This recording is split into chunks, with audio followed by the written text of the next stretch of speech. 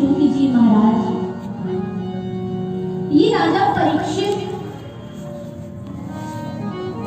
जो है वो मरने वाला था और उनका कल्याण भी हुआ, किंतु प्रभु ये साधन उसे कहां से प्राप्त हुआ?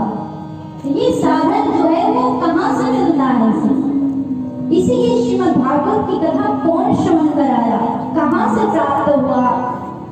और ये राजा परीक्षित अचानक गंगा के तट पर जाकर के बैठ गए और इसे कथा सुनाने वाले संत भी मिल गए। ये है कौन, इसका परिचय हमें जरा बताइए। ये क्या करने गया था और किसके माध्यम से इसे शाप लगी महाराज? ये सारी कथा आप विस्तार पूर्वक मुझे श्रवण कराइए। तो मेरे सूत जी महाराज लिखना प्रारंभ करते हैं। शत्रुता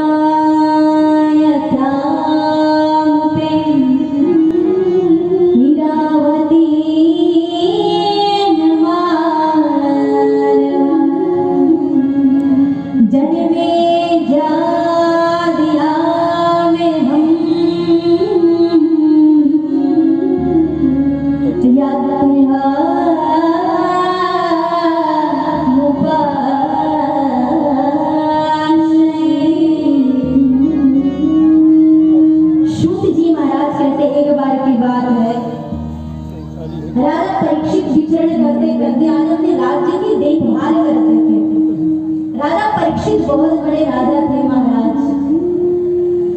अपने राज्य में बड़ा सुंदर शासन किया करते थे, प्रजा उनसे संतुष्ट रहते थे। ऐसे हमारे राजा परीक्षित जी महाराज, एक बार की बात है, राजा परीक्षित जी विचरण करते करते जब अपने नगर में विचरण कर रहे थे अपने राज्य में महाराज, तो राजा परीक्षित क्या देखते हैं कि एक काला सा व्यक्ति महाराज बैल और गाय को मारते हुए जा रहे हैं। आज महाराज ऐसे देखा कि काला सा व्यक्ति डंडा लिए हुए अपने हाथों में महाराज, और एक पुरुष को, एक बैल को और एक गाय को मारते हुए जा रहे थे। उस गाय के केवल एक पैर बचे हुए थे महाराज, और जो बैल को मार रहे थे उसके एक पैर काट लिया था। आज मेरे परीक्षित जी महाराज जाकर के पूछते, अरे मूर्ख तुम कौन हो और इस तरह से मेरे राज्य में रह करके हिंसा क्यों कर रहे हो? तुम हो कौन और आप इस तरह से क्यों मार रहे हो? तुम क्या इन्होंने कोई पाप किया है? क्या इन्होंने कोई कष्ट किया है? मुझसे बताओ, किस प्रयोजन से तुम इसे मार रहे हो? आज महाराज जो एक पैर पे खड़े हुए थे वो कोई और नहीं, वो धर्म था, और जिसके तीन चरण काट लिए थे महाराज वो कोई और नहीं, वो गाय थी। मां पृथ्वी और गाय को देख करके आज भयभीत हो गए। राजा परीक्षित प्रश्न करते हैं, आप कौन है? देख करके मुझे ऐसा तो नहीं लगता कि आप कोई साधारण से पुरुष होंगे। आपको देख कर तो ऐसे जान पड़ता है कि आप स्वयं धर्म है और मां पृथ्वी ही गाय का रूप बना करके मेरे समक्ष खड़े हैं। आप इतने कष्ट में क्यों है? अपने कष्ट का कारण तो मुझे बताइए। आज राजा परीक्षित कहते हैं, धर्म पदे खेल चलन वृक्षाया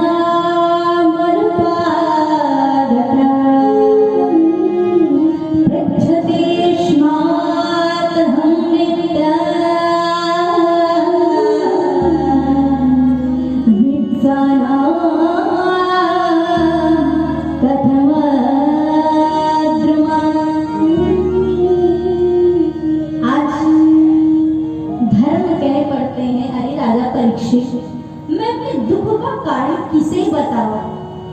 कभी कभी संत कहा करते थे, कष्ट और दुख तो हमें अपने कर्म के माध्यम से मिलता है। तो मैं अपने कर्म का, मुझे जो कष्ट मिल रहा है, मुझे जो दुख मिल रहा है, वो मेरे कर्म के माध्यम से मिल सकता है। मैं अपने दुख का कारण किसे बताऊं? किसे अपने दुख का कारण कहूंगा? राजा परीक्षित कहते, अरे माँ, आप तो स्वयं पृथ्वी है, आप बताओ तो सही, आप इतने कष्ट में क्यों है? और ये आपको काला सा व्यक्ति जो मारते हुए चले जा रहे, ये है कौन? इसका परिचय तो बताइए मुझे।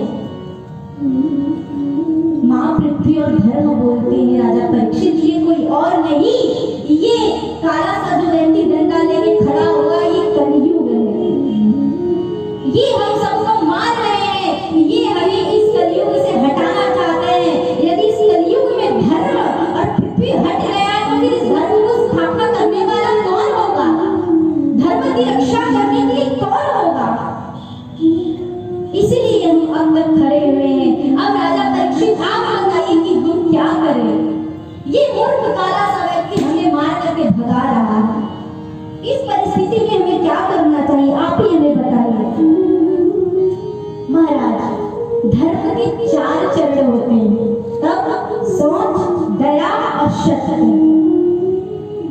इन 4 चीजों में से यदि एक वस्तु भी हट गई महाराज तो धर्म कहीं नहीं रह जाएगा। और कलयुग में जहां तक देखा जाता है महाराज, धर्म नहीं के बराबर रह गया है। हर जगह धर्म के नाम पर ढोल, कथा के नाम पर भजन संध्या, कीर्तन के नाम पर कहीं कुछ हो जा रहा है महाराज। कलयुग में महाराज धर्म विलुप्त हो गया, धर्म देखने को नहीं मिल रहा, क्योंकि कहीं कहीं ऐसा कोई स्थान है जहां पर धर्म को देखा जा सकता है। और शब्द यदि धर्म की परिभाषा क्या है महाराज, जहां हमारे धर्म की रक्षा होती हो, धर्म रक्षति रक्षिता, जहां हमारा धर्म सुरक्षित है, जहां हमारे धर्म पर कोई उंगली ना उठाए, वहीं पर हमारा धर्म सुरक्षित है महाराज। और ना जाने हम धर्म के नाम पर अनेक प्रकार की उपासनाएं, अनेक प्रकार की वस्तुएं, अनेक प्रकार की पूजन, अनेक प्रकार के कार्यक्रम कराते रहते हैं, उससे हमारा धर्म सुरक्षित है क्या? अभी तो जितने हमारे भारत देश में जितनी कथा हो रही, जितने भजन हो रहे, जितने कीर्तन हो रहे महाराज, उससे कई ज्यादा बढ़कर भागवत जी का अपमान हो रहा है। कथा के नाम पर महाराज भागवत जी का अपमान हो रहा है। ये श्रीमद् भागवत की कथा महाराज यही तो शिक्षा प्रदान करती है, जहां पर अहिंसा हो, जहां पर हमारा धर्म की हानि हो। मेरे प्रभु भी कहते हैं, मेरे प्रभु 4 जगह अवतार लेते हैं, जहां पर संत का अपमान हो, जहां पर प्रभु के भक्त कष्ट में हो, जहां पर धर्म की हानि हो, और पृथ्वी की जहां पर हानि हो, वहां पर मेरे प्रभु जी अवतार लेते हैं। विप्रधेन सुर संत हित लीन मनुज अवतार। मेरे प्रभु हम सबकी रक्षा करने के लिए ही इस धरातल पर आते हैं, और हम सब क्या करते हैं महाराज, हम सब उस परमात्मा के दिए हुए इस धर्म की रक्षा नहीं कर पाते। तो जो व्यक्ति, जो मनुष्य महाराज अपने धर्म की रक्षा नहीं कर सकता, वो क्या आने वाले दिनों में अपने ठाकुर जी की जो दृश्य है, अपने ठाकुर जी का भजन है, कीर्तन से बचा पाएगा? जब हम सुरक्षित नहीं रहेंगे, हमारा धर्म सुरक्षित नहीं हो सकता महाराज। यदि धर्म को सुरक्षित रखना है तो पहले खुद को सुरक्षित रखो। खुद सुरक्षित रहोगे महाराज तो धर्म अपने आप सुरक्षित हो जाएगा, फिर किसी को कहने की आवश्यकता नहीं होगी महाराज। यहाँ पर धर्म के 4 चरण बताए गए हैं। तप सहसोच दया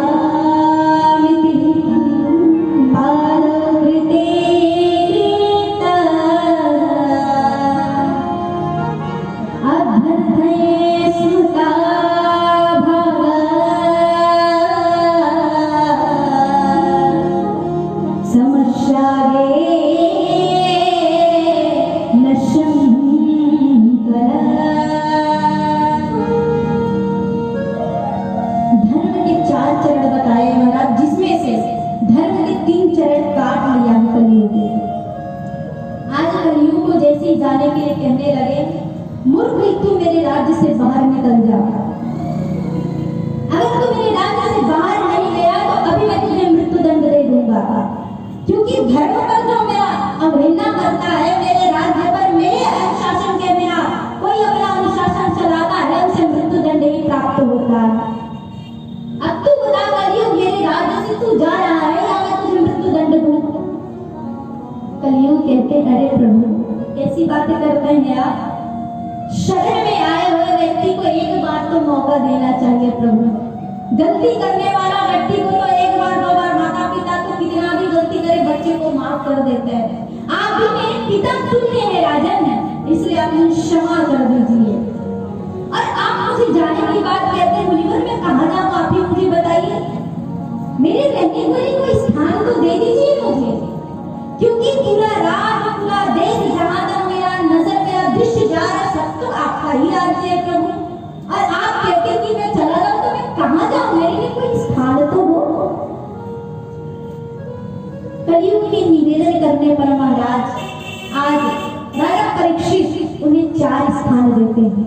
कौन कौन से स्थान महाराज? मेरे सूत जी महाराज वर्णन करते हैं।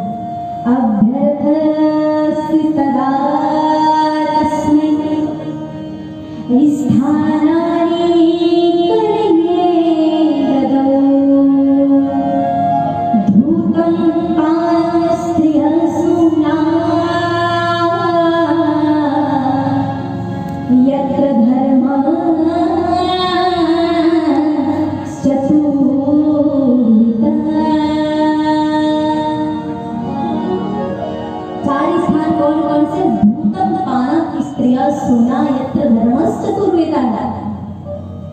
कलयुग को कहते चल कलयुग मैं तुझे 4 स्थान दे देता हूँ। तो इस 4 स्थान पर जहां पर धर्म की हानि हो, जहां पर स्त्री का अपमान होता हो, जहां पर मदिरा पानी किया जाता हो, जहां पर जुआ खेला जाता हो, इन स्थानों पर तुम रहना।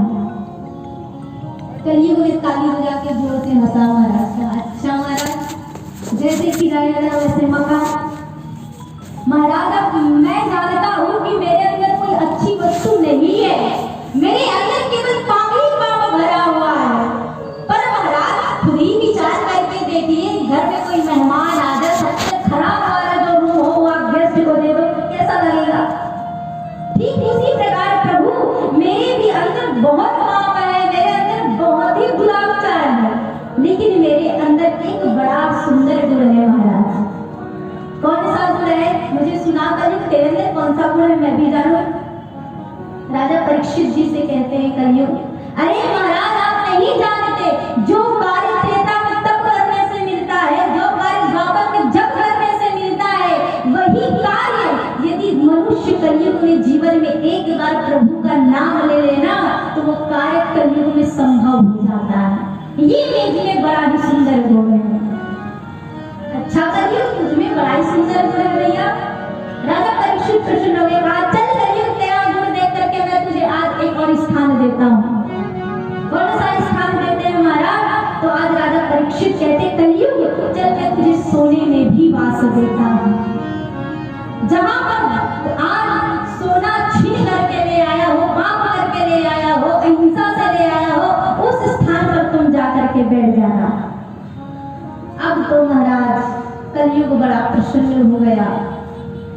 महाराज और सच ही कहा है, जो कार्य हम त्रेता में जप करते हैं ना तो हमें नहीं मिलता, द्वापर में हम तप करते हैं तो हमें प्राप्त नहीं होता। वही सरल से सरल उपाय महाराज कलयुग में कुछ और करने की आवश्यकता नहीं है। कलयुग में केवल और केवल मेरे प्रभु का एक बार नाम ले लो। आप जीवन में कितना भी पाप कर लो, लेकिन अंत समय में एक बार मेरे परमात्मा का नाम आ जाए महाराज तो आपके जीवन में जितने पाप हैं सब विनिष्ट हो जाएंगे, सब दूर हो जाएगा। इसलिए मेरे बाबा को स्वामी जी महाराज लिखते हैं, जन्म जन्म मुनि जतन करागे,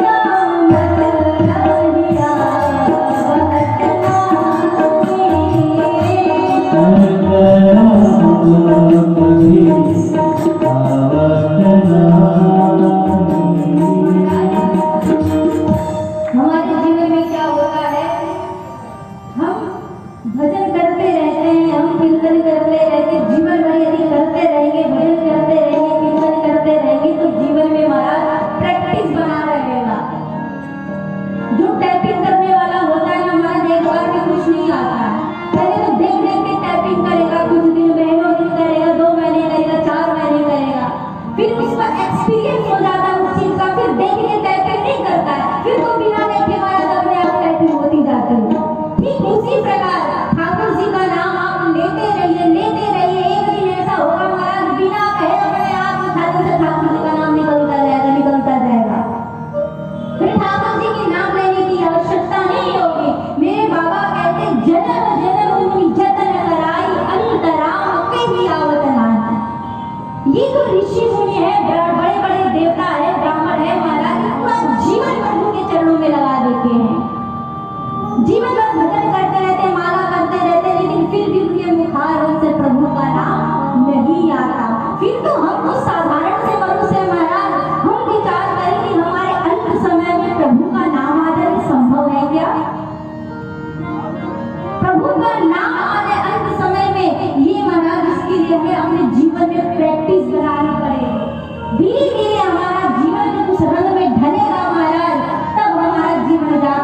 नहीं सुधरेगा।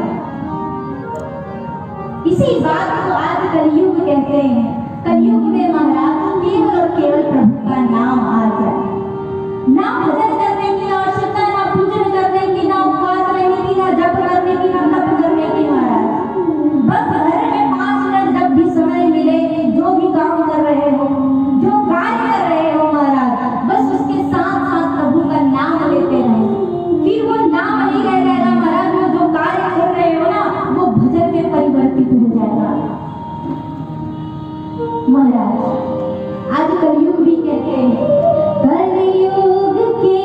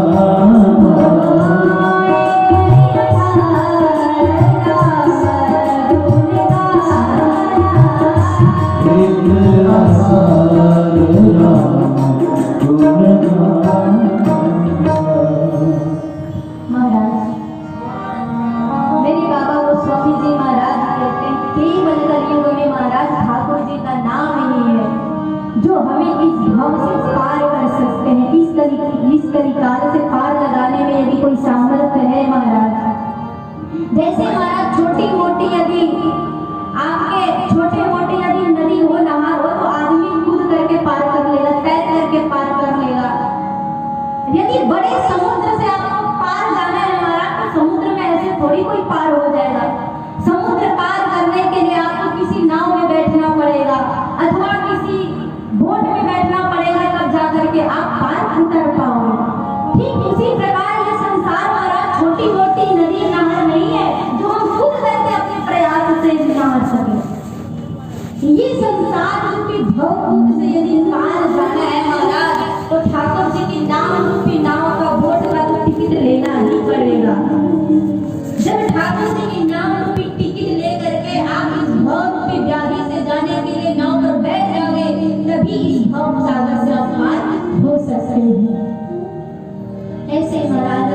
गुण स्वामी जी महाराज वर्णन करते हैं और मेरे संत भी गाते हैं।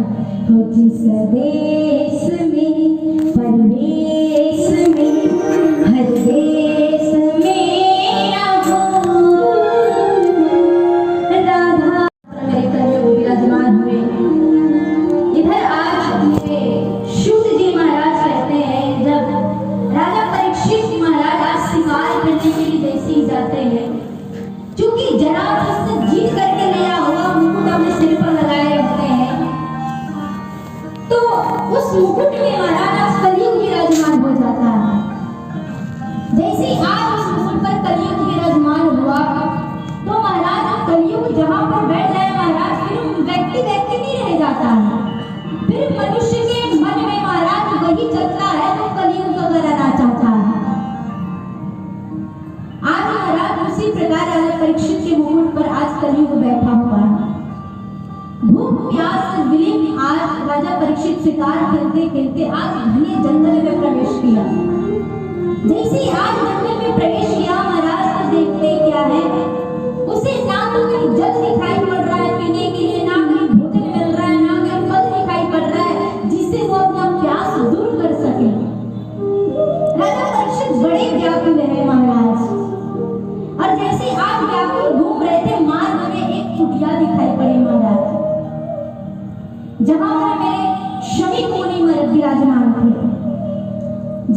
देखा, बाहर से आवाज लगाया, कोई है, कोई साधु है तो मेरी मदद करे, मुझे जल का पानी कराए, सेवन कराए। लेकिन महाराज मुनि ने कोई प्रत्युत्तर नहीं दिया, क्योंकि महाराज श्रृंगी ऋषि जी महाराज आज तप करने बैठे हुए थे, आज ध्यान मग्न थे। बहुत बार आवाज लगाया आज परीक्षित ने, लेकिन कदाचित उन्हें कोई प्रत्युत्तर नहीं मिला। परीक्षित को लगा कि ये पंडित मुझे देखकर के ढोंग कर रहा है, ताकि मेरी सेवा करना ना पड़े, मेरी कोई मदद करना ना पड़े, इसलिए चुपचाप से ध्यान मग्न होकर के बैठा हुआ। चल करके देखो कर क्या रहा है। एक दो बार जब महाराज कहीं डंडे से हटाया, कहीं कुछ मरा हुआ सर्प दिखाई पड़ा, उस मरे हुए सर्प को उठा करके आज महाराज शमीक मुनि के गले में डाल दिया। आज उसी शमीक मुनि के गले में सर्प डाला, कोई फर्क नहीं, वो तप करने बैठे हुए थे। इधर जैसे आज शमीक मुनि के पुत्र श्रृंगी ऋषि को पता चला कि मेरे पिता के गले में आला परीक्षित ने मरा हुआ सर्प डाल दिया है, महाराज तो आज तो पीड़ित हो गए, व्याकुल हो गए। भला कौन बालक होगा महाराज अपने माता पिता का अपमान करते हुए देखे, अपमान होते हुए देखे। ठीक उसी प्रकार आज मेरे श्रृंगी ऋषि जी महाराज गंगा जी में जब स्नान कर रहे थे, गंगा के जल को उठा करके आज श्राप दे दिया कि जा परीक्षित, मैं तुझे श्राप देता हूँ, जिस सर्प को तूने मेरे पिता के गले में डाला है, वही मरा हुआ सर्प तुझे आज से 7वें दिन डसेगा और तेरी मृत्यु हो जाएगी। जैसे श्राप दिया महाराज। इधर रोते बिलखते आज मेरे श्रृंगी ऋषि जी शमीक मुनि के पास गए। पता चला कि श्रृंगी ऋषि ने राजा परीक्षित को श्राप दे दिया है। शमीक ऋषि जी महाराज बड़े व्याकुल हुए, कहा बेटा तूने क्या कर दिया? राजा परीक्षित जैसे राजा तो ढूंढने पर भी नहीं मिलेगा, इतने धर्मात्मा राजा इनके जैसे राजा मैं कहां से लाऊंगा? अब हमारे देश की राज्य में शासन करने वाला कौन होगा? अब राजा कौन बनेगा?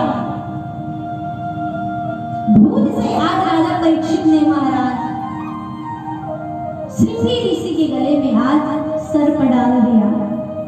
श्राप लगा है। जैसे राजा परीक्षित को पता चला कि श्रृंगी ऋषि ने उसे श्राप दे दिया है, तो बड़े व्याकुल हो गए महाराज।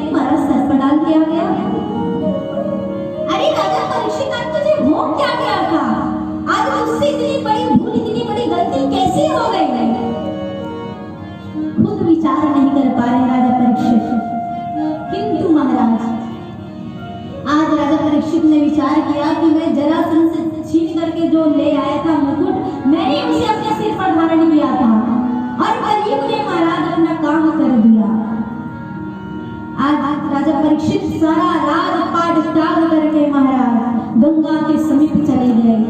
गंगा के तट पर बैठ करके आज मानो सुखदेव जी महाराज मेरे सुखदेव जी से हाथ जोड़ करके प्रार्थना करने लगे, प्रभु अब मैं क्या करूं, आप मुझे बताइए। एक प्रियमान मनुष्य को क्या करनी चाहिए प्रभु? अतः पृच्छामि संसिद्धः योगिनां परं पुरुषम्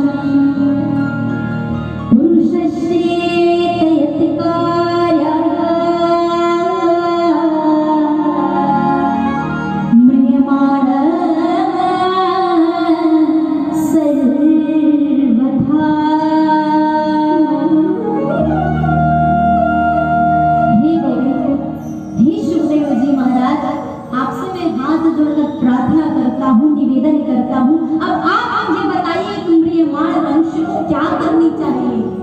जो व्यक्ति मरने वाला हो प्रभु उसके जीवन में कसलाद है, उसे क्या करनी चाहिए? अब आप मुझे बताइए, क्योंकि केवल आप ही हैं जो मुझे उस सत्मार्ग तक पहुंचा सकते हैं। वरना संसार में ढूंढने के लिए महाराज और लोग हैं, लेकिन प्रभु आप मुझे बताइए मैं क्या करूं? मैंने एक संत का अपमान कर दिया है। संत का अपमान का दुष्पाप तो इतना होता है प्रभु की मृत्यु दंड भी मिल जाए फिर भी समाप्त नहीं होता। अब बताइए मैं क्या करूं? सुखदेव जी महाराज बड़े प्रसन्न हुए, कहा राजा परीक्षित, अरे धन्य है तू।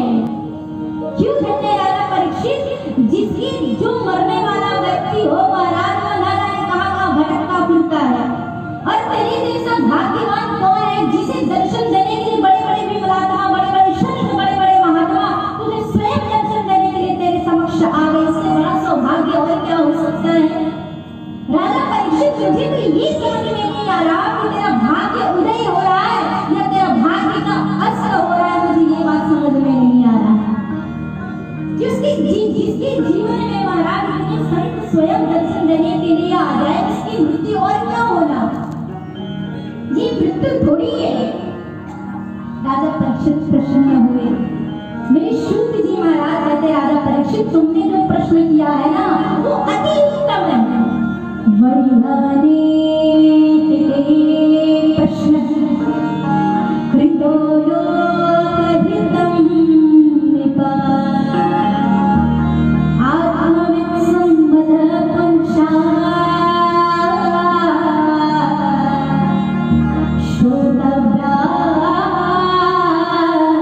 विसूय परा।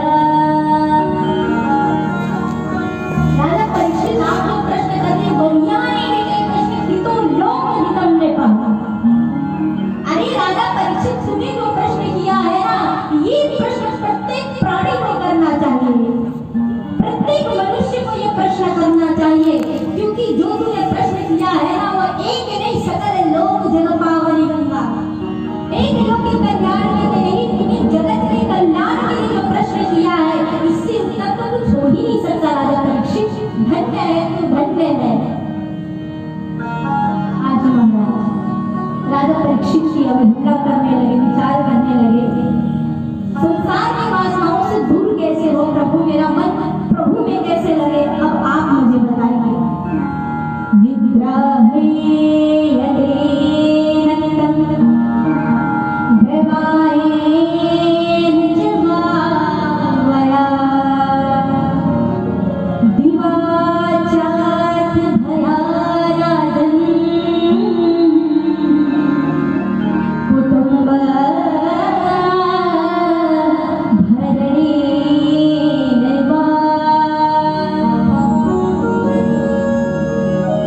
राजा परीक्षित कहते हैं सुखदेव जी महाराज ये जीव है ना वो संसार में लगा रहता है। निद्रा हर्यते नच्चम विवाहे न चवावया। पूरा दिन सोने में निकाल देता है, विवाह के बंधनों में निकाल देता है, बच्चों का पालन पोषण करने में निकाल देता है। तो इस प्राणी का भजन करने का समय क्या होता है, अवस्था क्या होता है प्रभु आप ये मुझे बताइए कि इस प्राणी को, इस जीवात्मा को भजन किस अवस्था में करनी चाहिए और प्रभु से संबंध कैसे बनाया जाए, उस परमात्मा से हमारा संबंध कैसे बने। प्रभु मैं कल भी आप सबसे निवेदन की थी, जब तक उस परमात्मा से संबंध नहीं बनाओगे ना इस कथा से प्रेम तो कदापि नहीं हो सकता हमारा। क्योंकि गोस्वामी जी महाराज कहते हैं जाने होय परतीते बिन तोयते होय नहीं प्रीति। क्योंकि जब तक उस परमात्मा को हम जानेंगे नहीं महाराज तब तक इसमें प्रेम होने वाला नहीं है। और जो व्यक्ति इसे जान लेता है महाराज फिर क्या होता है, वो प्रभु के समान हो जाता है। सो जाने देवी जनाए जानत तुम्हें हो जाओ। जो उस परमात्मा को जान लेता है महाराज फिर वो साधारण मनुष्य नहीं रह जाता, फिर वो मेरे परमात्मा का स्वरूप का हो जाता है। इसलिए महाराज परमात्मा से सर्वप्रथम संबंध बनाना होगा। जब संबंध उस परमात्मा से बन जाएंगे महाराज, तो दुनियादारी की जिंदगी करने की आवश्यकता नहीं, वो परमात्मा अपनी वो स्वयं खींचता चला आएगा। अब संबंध कैसे बने महाराज? तो राजा परीक्षित को कहते हैं सुखदेव जी महाराज, क्या करोगे राजा परीक्षित तुम? तो शुक जी महाराज कहते हैं जितासनो जितश्वासो जित संगो जितेन्द्रिया स्थूले भगवतो रूपे मनः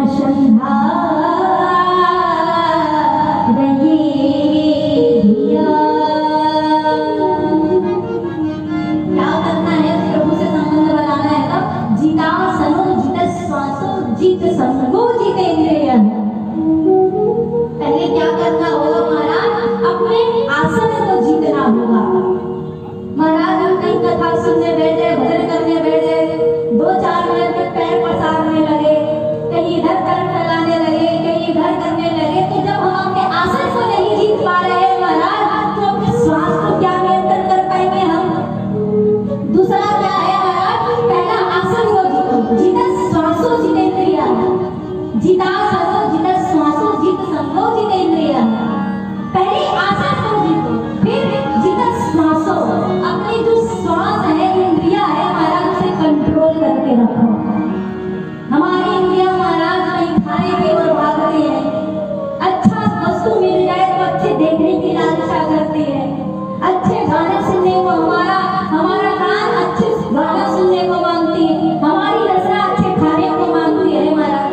तो सारी इंद्रियां अपनी ओर आकर्षित करती रहती है, अपनी ओर खींचती रहती है। तो हमें क्या करना है महाराज? इस इंद्रिय को कंट्रोल करना होगा, संयम करना होगा। 4 चीजों को संयम करना है। फिर क्या करना है?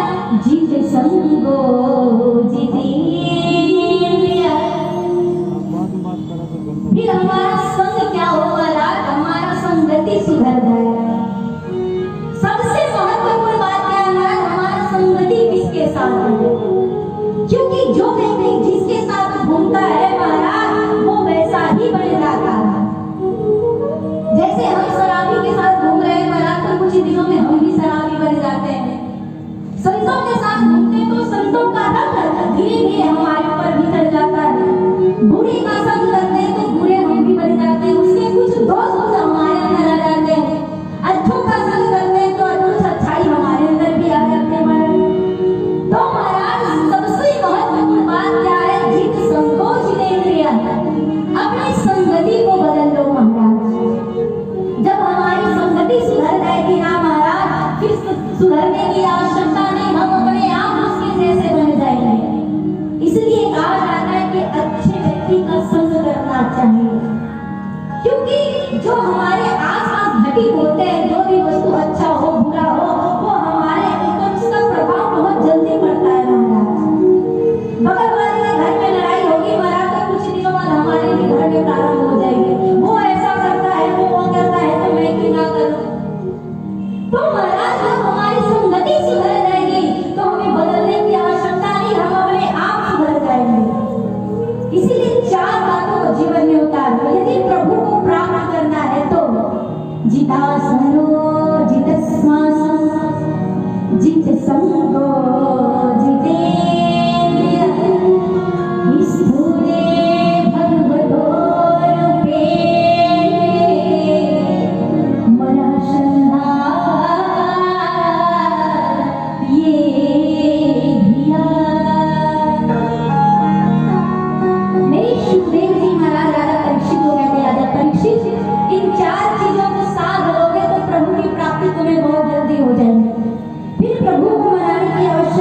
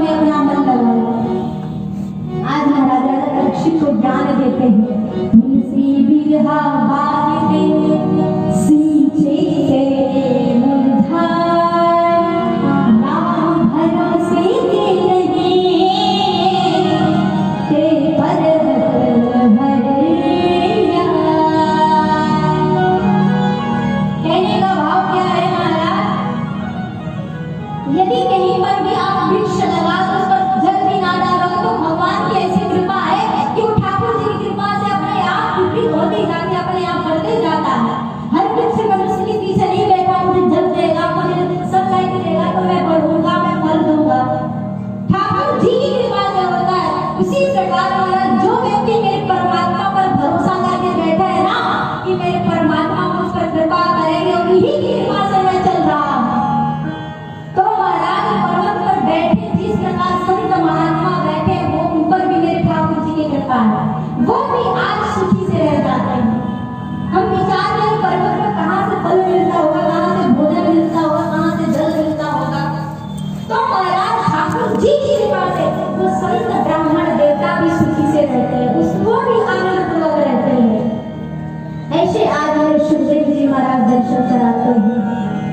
कहने का भाव क्या है महाराज, केवल उस परमात्मा पर आप एक बार भरोसा करके देखें। हर कार्य किसी ये नहीं कि हम कर रहे हैं तो हमारी कर्म से ये हो रहा है, जो हम कर रहे हैं उसका फल हमें मिल रहा है। ये तो सच है, व्यक्ति के पास कर्म करता है वैसे तो उसे अवश्य मिलता है महाराज।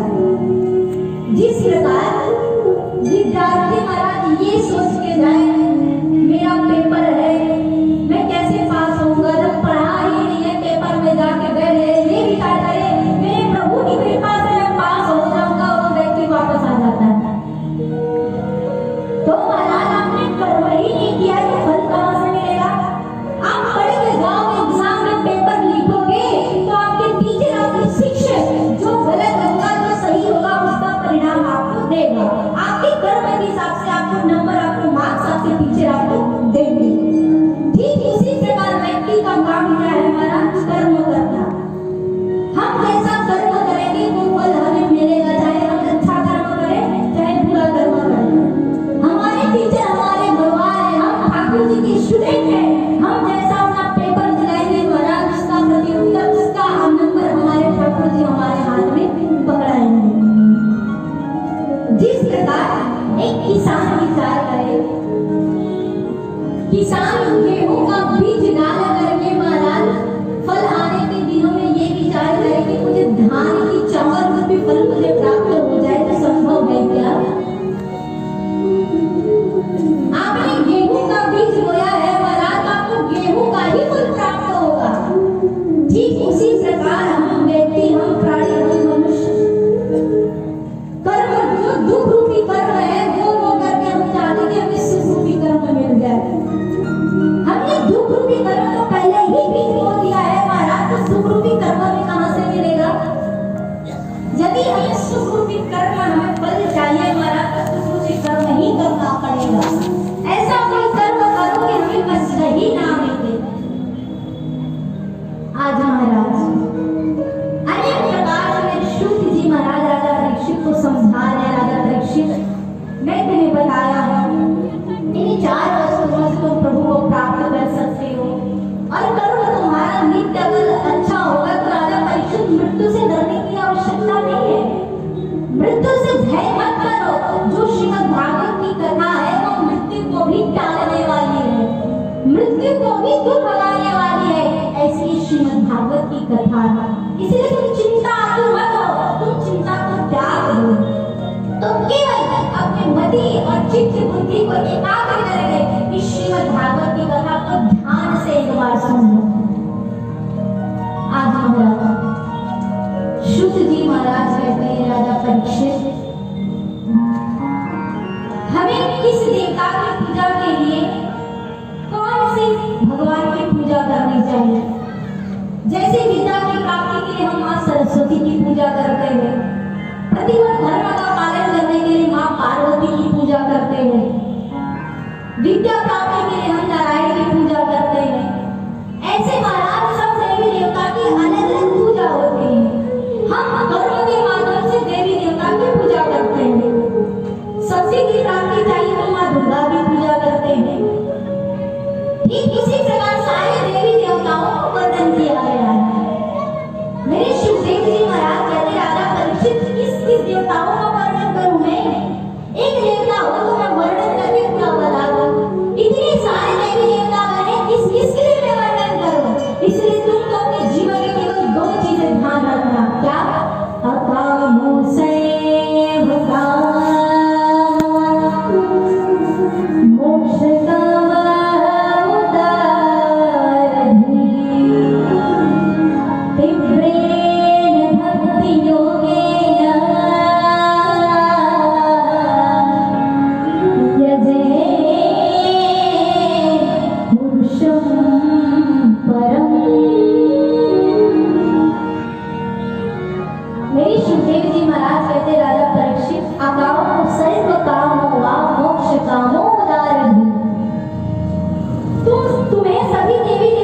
की पूजा करने की आवश्यकता नहीं है। केवल राम और कृष्ण की यदि आप पूजा कर लिए तो सारे जितने देवी देवता हैं इन सभी के फल आपको एक साथ प्राप्त हो जाएंगे। कोई भी फल की प्राप्ति के लिए यदि आप पूजा करना चाहते हैं तो सबकी पूजा करने की आवश्यकता नहीं है। तुम सिर्फ राम और कृष्ण की पूजा कर लो, उन्हें उनकी पूजा करोगे तो तुम्हें सारे फल की प्राप्ति तुम्हें हो जाएगी। इसलिए कहा जाता है महाराज, आप वंदन प्रणाम नमस्कार सबका करो, तिरस्कार किसी देवी देवता का ना करो, लेकिन हमारा कुल हमारा इष्ट केवल जीवन में एक ही होना चाहिए महाराज। आप ही विचार करिए, यदि एक व्यक्ति एक प्राणी 10 लोगों से प्रेम यदि करे तो क्या एक समान प्रेम ले सकता है? कदापि नहीं कर सकता महाराज, कितना भी भरोसा दे दे, लेकिन एक व्यक्ति यदि 10 लोग से एक बराबर प्रेम करना चाहे तो ये कदापि संभव नहीं हो सकता। ठीक इसी प्रकार व्यक्ति को चाहिए हमारा जीवन में कोई एक हमारा इष्ट प्रभु अवश्य हो। यदि हमारा कोई एक इष्ट भगवान होगा, प्रभु होगा, तो हम उनसे प्रेम कर सकते हैं। और सबका तुम निरादर नहीं करो, सबका अतिश्राव नहीं करो, सबको प्रणाम करो, सबको निवेदन करो, लेकिन इष्ट केवल एक ही होना चाहिए हमारा जीवन में। अपना जीवन का जो भार है, अपना जो जीवन का आप जिन्हें प्रिय मानते हो, उस परमात्मा के आप चरणों में छोड़ दो महाराज। इसीलिए राम और कृष्ण की यदि पूजा कर लिए ना तो देवी देवता और किसी की पूजा करने की आवश्यकता मनुष्य को नहीं है। केवल राम और कृष्ण की पूजा कर लो, सारे देवी देवता अगर से पूजा करने का फल यदि प्राप्त करना है तो। आज सुखदेव जी महाराज राजा परीक्षित को बताया, राजा परीक्षित हमारे जीव के अंदर 5 कर्म इंद्रियां है, 5 ज्ञानेंद्रियां है जो कर्म करते हैं। मेरे प्रभु की विभिन्न अवतार की कथा को श्रवण कराया। मेरे प्रभु के कुल 24 अवतार हैं महाराज। इन 24 अवतार में मेरे ठाकुर जी के 2 अवतार सर्वश्रेष्ठ हैं, राम और कृष्ण। और ठाकुर जी के 24 अवतार जो कलयुग में होने वाला है वो कल्कि अवतार है। मेरे ठाकुर जी के कुल 24 अवतार हुए हैं। इन्हीं अवतारों में श्रीमद् भागवत की कथा विलिप्त है महाराज। इन्हीं अवतारों में जो लीला मेरे ठाकुर जी ने किया है वही कथा हम श्रीमद् भागवत की कथा में श्रवण करेंगे। जो जो लीला मेरे प्रभु करते गए उसके माध्यम से मेरे प्रभु आज राक्षसों का संहार करते गए और उसके बाद मेरे प्रभु इस अवतार को लेकर के यहाँ पर धर्म की स्थापना करते हैं। यही पर आज मेरे नारद जी महाराज ब्रह्मा ने नारद जी को चतुर श्लोकी भागवत को श्रवण पाठ कराते हैं। चतुर श्लोकी भागवत इसलिए कहा जाता है ये कि श्रीमद् भागवत की जो कथा है महाराज, उसका सार, उसका निचोड़ जो है वो आज मेरे ब्रह्मा जी महाराज नारद जी को श्रवण कराते हैं। मेरे ब्रह्मा जी महाराज कहते हैं अहमेवा समेवा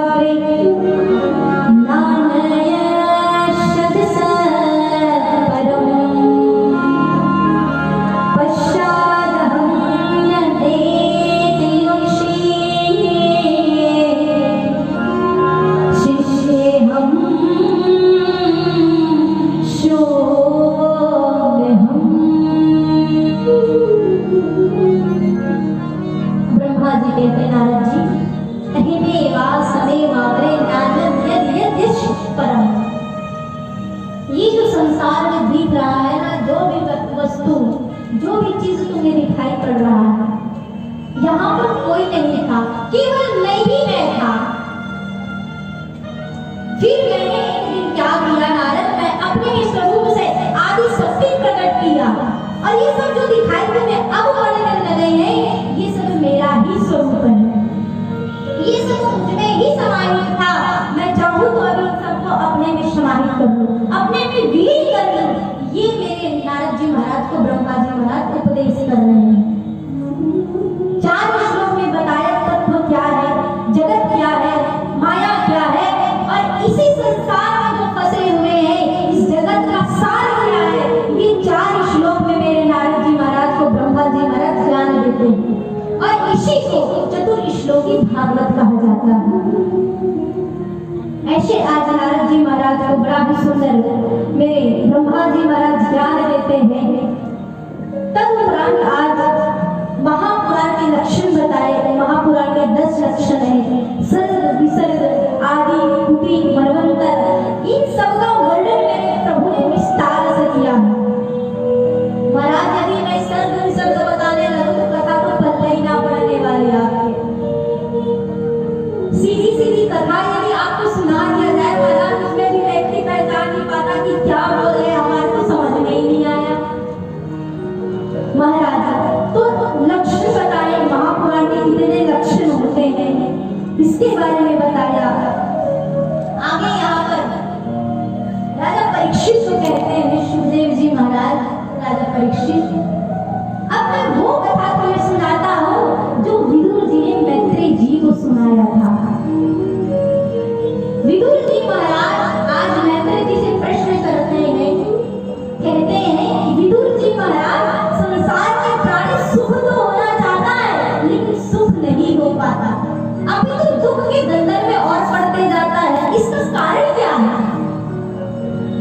हम कितना भी चाहे सुख के लिए हम इतना उपाय करते रहते हैं, व्यक्ति चाहता है कि मैं सुखी हो जाऊं लेकिन सुख तो होता नहीं, अभी तो दुख के दलदल में और पड़ते जाता है। कारण क्या है? इसका प्रयोजन क्या है? तो मेरे सुखदेव जी महाराज कहते हैं सुखाय कर्माणि करोति लोकेन तत्सुखम् विदन्ति भर्षया दुःख्या यत्र यत्र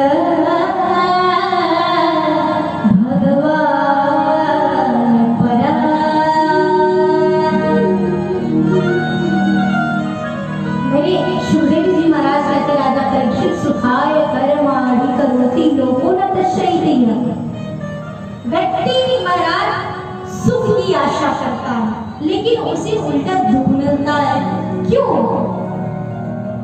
तो मेरे विदुर जी महाराज कहते हैं मैत्रेय जी आपने जो प्रश्न किया है ना ये बड़ा ही सुंदर सार्वभौम प्रश्न किया है आपने। आपके प्रश्न से मैं बड़ा ही संतुष्ट हूँ। व्यक्ति सुखी क्यों नहीं होता है? क्योंकि व्यक्ति उस चीज के पीछे पड़ा है महाराज जो उसे प्राप्त हो ही नहीं सकता। आज हमें यदि घर मिल गया महाराज, मकान मिल गया तो कल गाड़ी की इच्छा होगी, कल गाड़ी मिल गया तो महाराज कुछ और चीज की इच्छा होगी, कुछ और मिल गया तो महाराज लगेगा कि मेरा और बड़ा घर हो जाए, मेरा और बड़ा मकान हो जाए, मुझे और घर मिल जाए। ये जो आसक्ति हमारे अंदर है महाराज, ये चीजें व्यक्ति को सुखी होने नहीं देता। व्यक्ति की इच्छा है महाराज कभी मरने वाली नहीं है, व्यक्ति की इच्छा सदैव जागृत रहती है। आज उसकी इच्छा है तो कल कुछ और हो जाए, आज कुछ और मिली महाराज तो कल कुछ और मिल जाए। ये जो इच्छा है ना ये व्यक्ति को सुखी रहने नहीं देता। इस इच्छा को दूर कैसे किया जाए? और दूसरी बात है विदुर जी महाराज व्यक्ति प्राणी मैं करता है, हर वस्तु पे मैं माया में फंसा हुआ है। हर चीज मेरा है, ये घर मेरा है, ये गाड़ी मेरा है, ये मेरा पुत्र है, ये मेरा धन है, ये वैभव मेरा है। जहां पर मैं आ गया महाराज वहां पर व्यक्ति कभी सुखी नहीं हो सकता, क्योंकि महाराज है तो अहंकार का स्वरूप है। और जहां पर अहंकार हो जाए महाराज, अहंकार व्यक्ति को जीवित रहने नहीं देता।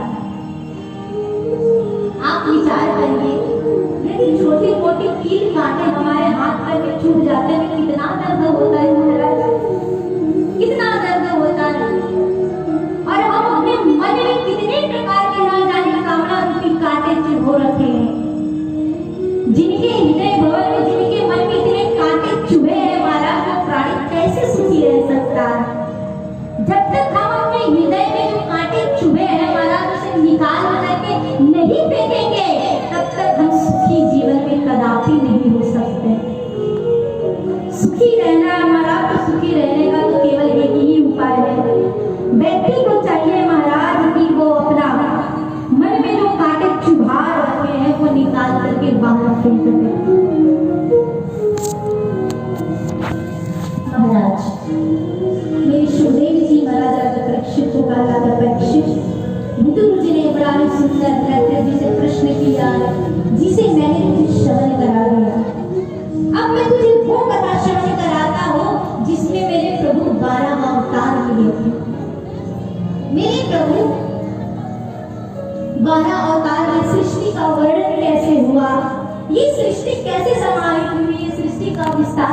हुआ ये सारी कथा मैं तुझे श्रवण कराता हूँ। जितम जितम ते जितम यज्ञ भावना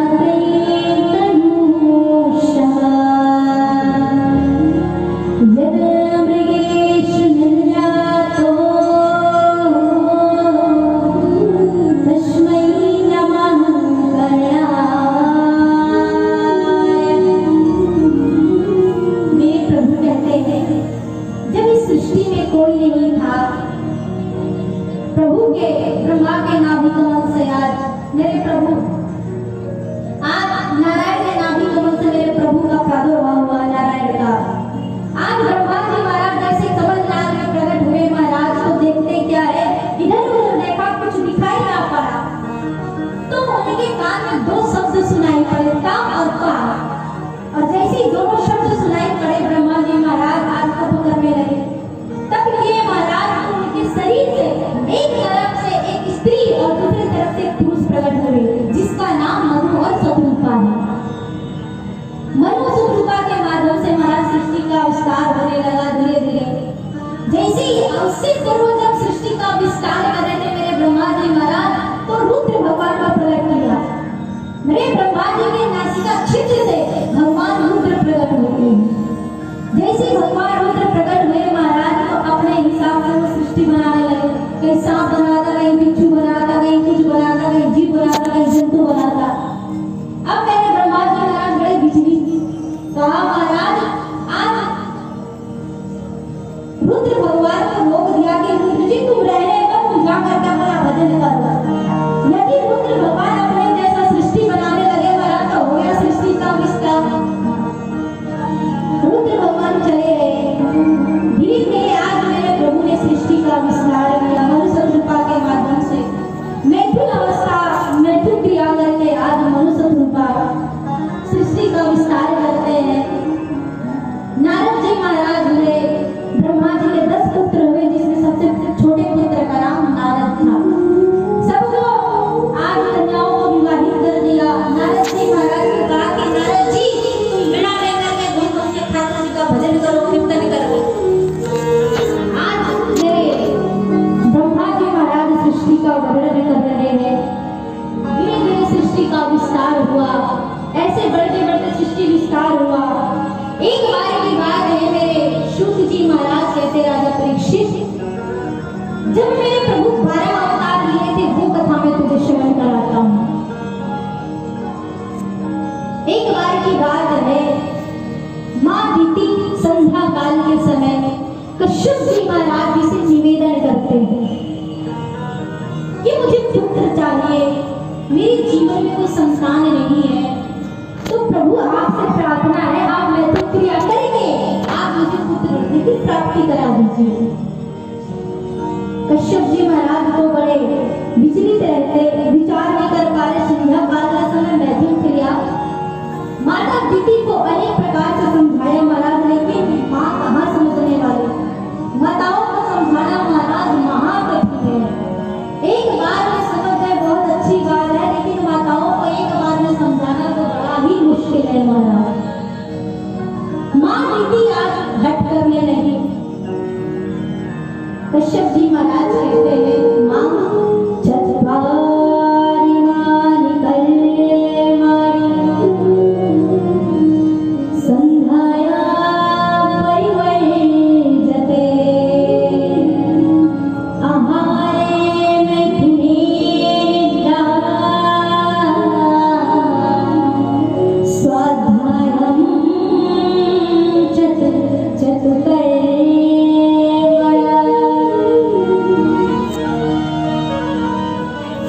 कश्यप जी महाराज कहने लगे अरे दीदी तुम मुझसे हट कर रही हो। दीदी के हट करने पर मैथुन क्रिया तो कर ले कश्यप जी महाराज, किंतु जैसे ही आज हट किया तो आज कश्यप जी महाराज माँ दीदी को शाप दे देते हैं। जहाँ दीदी मैं तुझे शाप देता हूँ, तेरे गर्भ में जो पुत्र होंगे ना वो दुष्ट होंगे, वो पापी होंगे, संतों का अपमान करने वाला होगा, पापी से पापी पुत्र तुझे प्राप्त होने वाले हैं। आज शाप दे दिया महाराज। माँ दीदी तो आज विलाप करने लगे, रोने लगे, प्रभु मुझे क्षमा करे, मुझे नहीं पता था कि मैं जो कर्म करूंगी उसका फल मुझे ये प्राप्त होने वाला है। महाराज आप संध्या काल के समय 4 कार्य जीवन में कदापि नहीं करना चाहिए। कौन कौन से कार्य महाराज? ये मैं नहीं, श्रीमद् भागवत में लिखा है। संध्या काल के समय 4 कार्य वर्जित किया गया है। कौन कौन से कार्य महाराज? आहारे जायते व्याधि गर्भस्थीष्ठ में निद्रा हैते लक्ष्मी स्वाधम मरणम भवेत्। कौन कौन से कार्य संध्या काल के समय नहीं करनी चाहिए महाराज? आहारे जायते व्याधि, पहला काम संध्या काल के समय भोजन नहीं करना चाहिए। जो व्यक्ति, जो प्राणी संध्या काल के समय भोजन करता है महाराज, उसके जीवन में कोई ना कोई कष्ट, कोई ना कोई पीड़ा अवश्य बना रहता है। दूसरी बात क्या है? आहारे जायते व्याधि गर्भस्थीष्ठ में, जो व्यक्ति, जो जीवात्मा, जो मनुष्य संध्या काल के समय मैथुन क्रिया करते हैं महाराज, उसके गर्भ से दुष्ट पुत्र प्राप्त होते हैं। संध्या काल के समय महाराज मैथुन क्रिया नहीं करना चाहिए। तीसरी बात क्या है महाराज? तीसरा है कि संध्या काल के समय किसी भी विद्यार्थी को पठन पाठन नहीं करना चाहिए। जो व्यक्ति संध्या काल के समय पढ़ता है महाराज वो मूर्ख हो जाता है।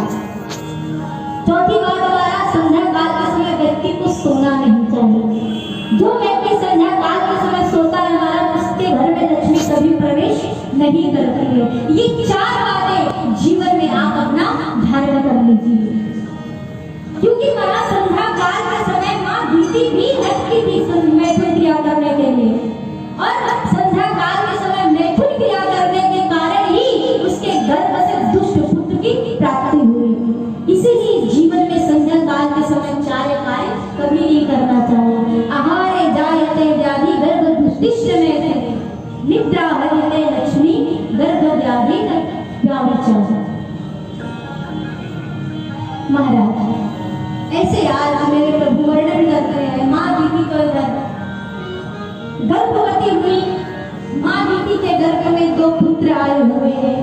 जब से माँ दीदी के गर्भ में हिरण्याक्ष और हिरण्यकश्यपु नाम के दैत्य आए हैं महाराज, तब से ना जाने कितने पापाचार, दुराचार, अत्याचार फैलना प्रारंभ हो गया। सारे तरफ प्रकाश ही प्रकाश प्रज्वलित होने लगा, क्योंकि महाराज इतने पापी थे जिसका वर्णन नहीं किया जा सकता। माँ दीदी आज बड़े भयभीत रहती थी, विचार करती कि मैं क्या करूं ऐसे पुत्रों का।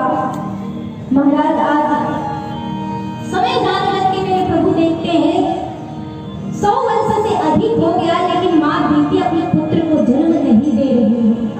माँ दीदी ये विचार कर रही है, दुष्ट पुत्र यदि पृथ्वी पर नहीं आए हैं तो इतना पाप बढ़ गया है, यदि ये मेरे गर्भ से बाहर आएंगे तो कितना पापाचार बढ़ जाएगा, कितना दुराचार बढ़ जाएगा। 100 वर्ष के बाद जब देवी देवतागण विचार करने लगे, प्रार्थना करने लगे, मेरे प्रभु ने साथ पनाह प्रदान करी, अरे दीदी तुम चिंता मत करो, तुम्हारे गर्भ में जो पुत्र है उसको नष्ट करने के लिए मैं स्वयं अवतार लूंगा, मेरे हाथों से इसकी मृत्यु होगी तो उसका कल्याण अवश्य हो जाएगा। आज महाराज माँ दीदी के गर्भ से 2 पुत्र जन्म हुए, एक का नाम हिरण्याक्ष और एक का नाम हिरण्यकश्यप। हिरण्यकश्यप तो महाराज तप करने चले गए। हिरण्याक्ष नाम का जो दैत्य था महाराज आज बड़ा ही भारी तप किया, और तप के माध्यम से वो इतना बलशाली हो गया महाराज कि आज तो संत ब्राह्मण देखो उसे डर के जीने लगे। संत भयभीत रहते, इतना पाप बढ़ गया, इतना दुराचार करता, अत्याचार, पापाचार, दुराचार, ऐसा कोई भी कार्य ना हो जो हिरण्याक्ष ना करता हो महाराज। जब पाप बढ़ गया देखा, एक दिन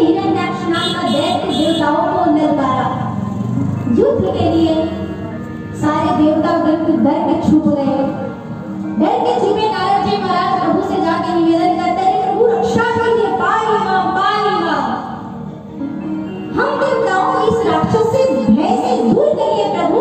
सारे देवी देवता पूरी पृथ्वी पर जितने भी लोग हैं सब इस राक्षस से भयभीत हैं, इसके अत्याचार से सब डरे हुए हैं प्रभु, हम सबकी आप रक्षा कीजिए प्रभु। आज मेरे प्रभु समय जान करके आज देखते हैं इधर हिरण्याक्ष नाम का दैत्य महाराज पृथ्वी को अपने दांतों में दबा करके आज जल के अंदर ले गया। जैसे आज जल के अंदर ले गए महाराज तो देखते क्या है, दुर्लभम तये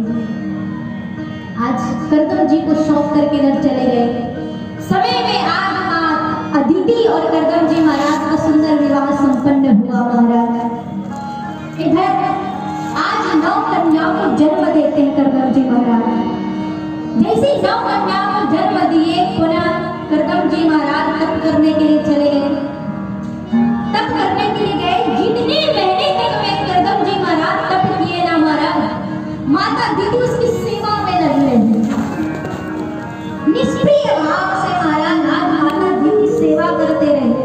आजकल की यदि माताएं हो ना, नए पुरुष यदि 2-4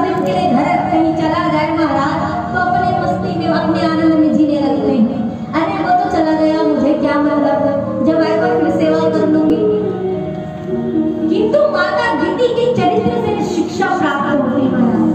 जब तक मेरे करदम जी महाराज तप करते रहे तब तक माता दीदी उसके साथ रहे। वो यदि वायु का आहार करते तो माता दीदी भी वायु पी करके रहते। जल का पान करदम जी महाराज करते तो माता दीदी जल का पान करती।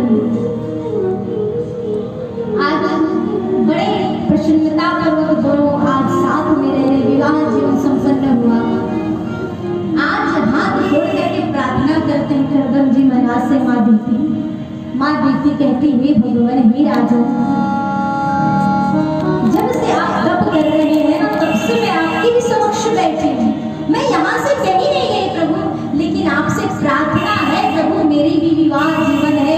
मुझे भी इच्छा होती है कि मेरे जीवन में कोई पुरुष हो, मेरे जीवन में बालक हो।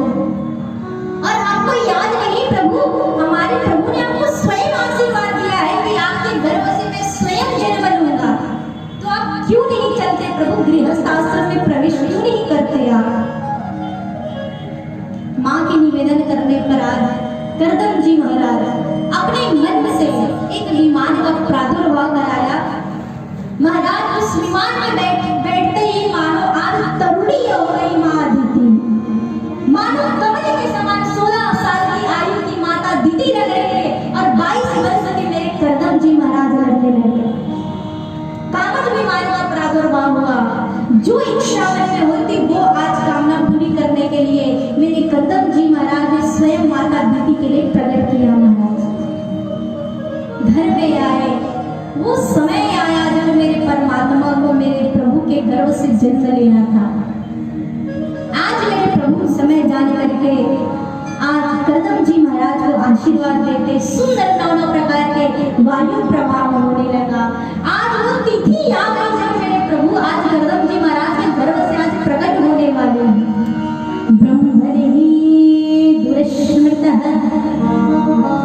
विमृग्या पतया समान कश्चिद्दान मे विशोकाय त्वयि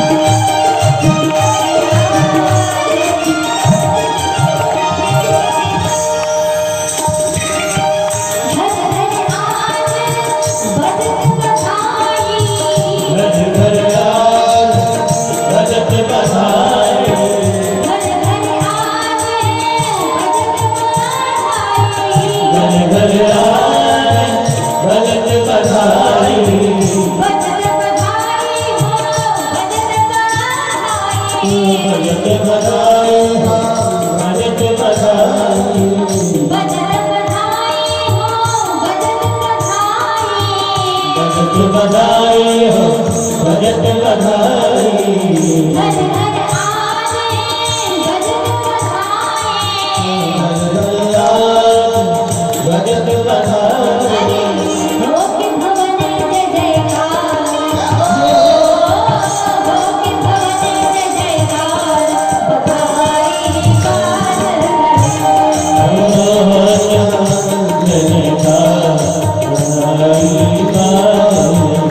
मुझे करदम के जाने बधाई कार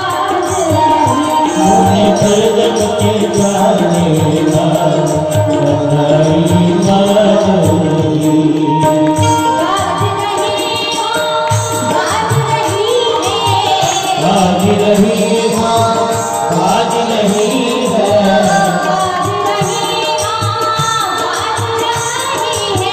बाज रही है बाज रही है मुनि करदम के द्वारे बधाई बाज रही है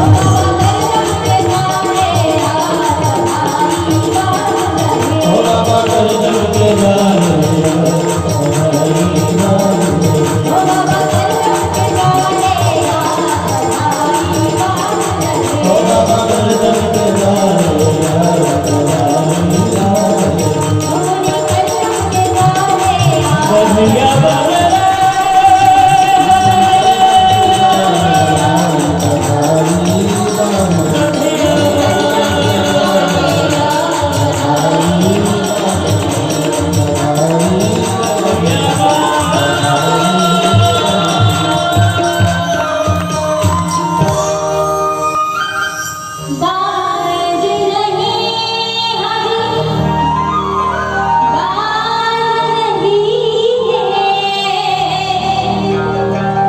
अरे मुनि करदम के द्वारे बधाई बाज मुनि करदम के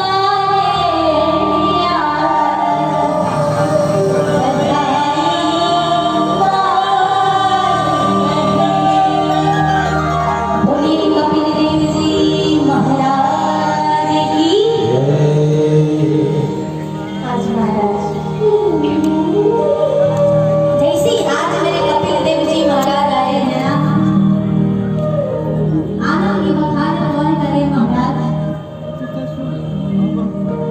मेरे कपिल देव जी महाराज आए माँ अभी भी इतनी प्रसन्न हो गई इतनी उतावल हो गई महाराज कितने गर्व से स्वयं मेरे परमात्मा ने अवतार ले लिया हो उसका आनंद का बखान कौन करे आज बड़े प्रसन्न हुए बड़े आनंद